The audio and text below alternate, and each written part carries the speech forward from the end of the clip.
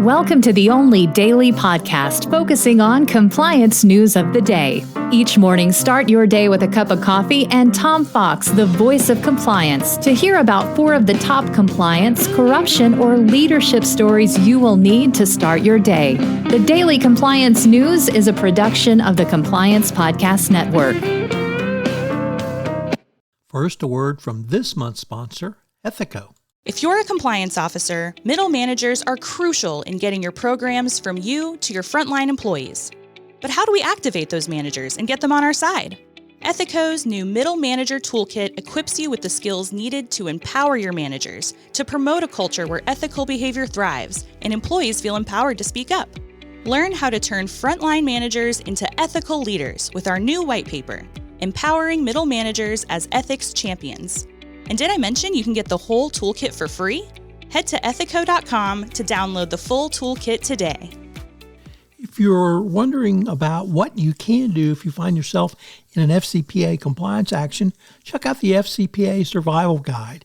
It's my latest book. It's sponsored by Ethico, and in it, I take up and write the top 10 things you can do to reduce your overall fine and penalty if you find yourself in an FCPA enforcement action. So check out the FCPA Survival Guide.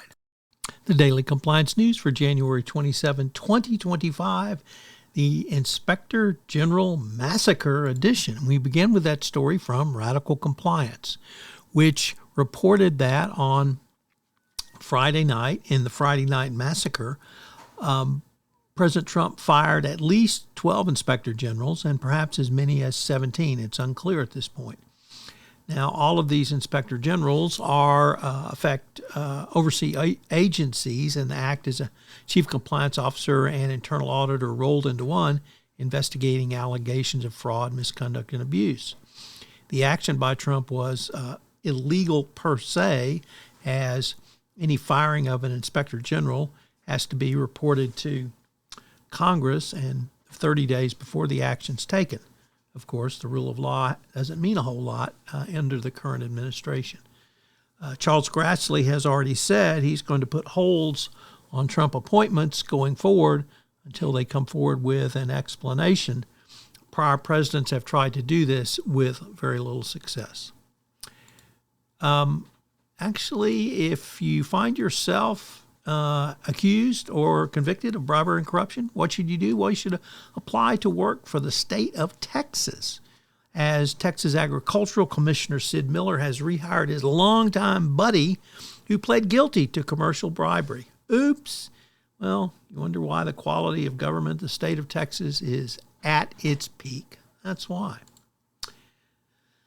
From APNORC at the University of Chicago, a first-time contributor to the Daily Compliance News, proving once again that perception is reality, that with a mixed support for the DOGE committee, a majority of people believe corruption, inefficiency, and red tape are major problems at the federal government. Well, get ready, buckaroos. It's with the firing of the IGs, corruption is going to become even worse. And our final story is getting financial advice on social media is risky. Really? You get what you pay for, and if somebody's giving you free financial advice and they're not a certified financial advisor, you might want to really think twice about using that going forward. Doesn't mean there's not quality advice out there. It just means you should be very, very careful. At the start of this podcast, the sponsor for the entire Compliance Podcast Network is Ethico.